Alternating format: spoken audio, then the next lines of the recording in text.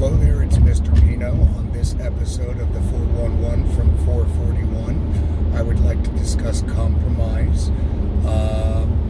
In life, we are regularly presented with opportunities to succeed or fail at compromise, and I believe that it's all about a mental approach.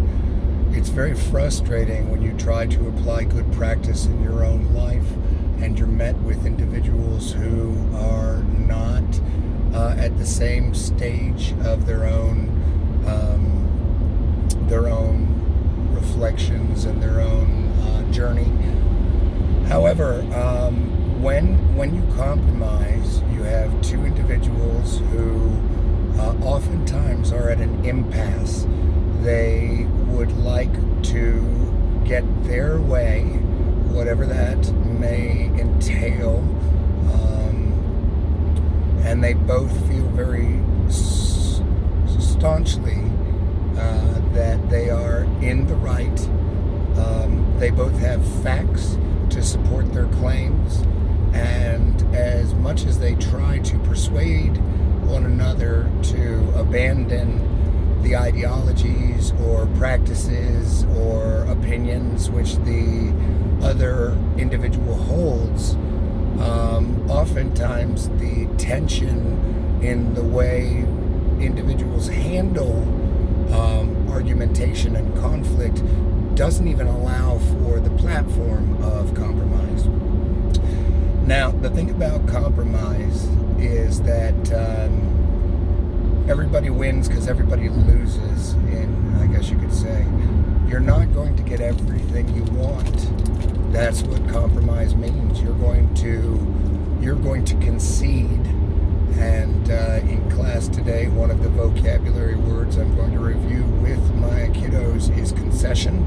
And basically, when you concede, you are validating somebody else's point of view and compromising on your own previously established points of view or claims, and trying to meet in the middle so that you can move forward towards a resolution to whatever the argument or conflict may be. So when we want things, we go about trying to get things in many different ways, depending on how you reflect on your own lives dealing with these situations. Depending on how you deal with these situations, oftentimes you have to look at statistical data and run the numbers in your head and ask yourself, am I more often than not getting what I want from my interactions with others? I have a couple of I believes. When you deal with others, I like to tell my kids, you get more flies with honey than with vinegar. This phrase refers directly to interpersonal relationships and how you go about trying to get what you might want. Honey, of course, is sweet and vinegar is bitter. So the metaphor here is directly related to the how you project yourself, how you approach these opportunities, and I firmly believe that you're going to, in life, get your way more often if you approach asking for what you want in a polite and sweet way versus a frustrated, anger-driven, or bitter way. I would suggest trying to develop certain practices so that you can recognize when you are failing to compromise and start noticing how often the conflicts in your life can be immediately resolved through compromise.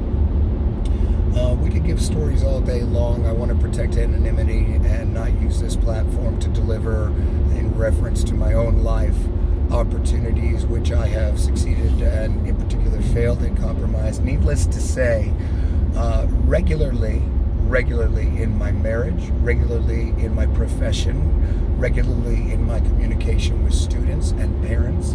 I am presented with the opportunity to succeed or fail at compromise.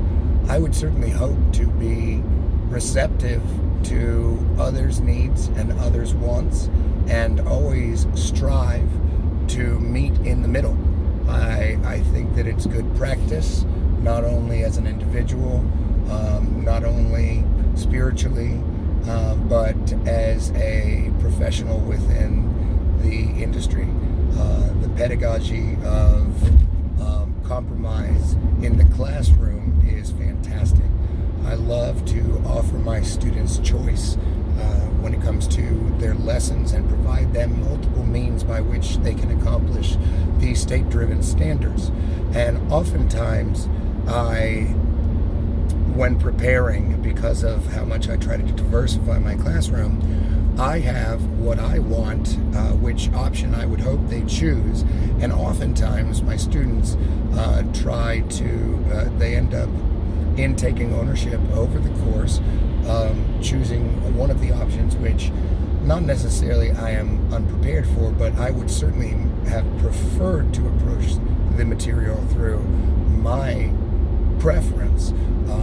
But there are so many learning styles, and there are various paths towards success.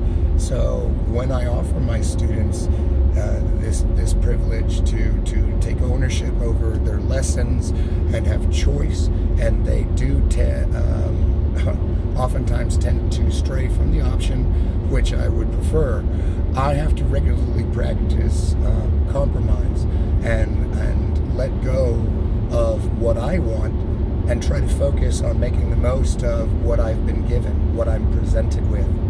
Remember, I believe you cannot always change others, but you can change yourself. And I would certainly hope that in your own lives, you try to apply the practice of compromise as often as possible. I hope everyone has a wonderful day.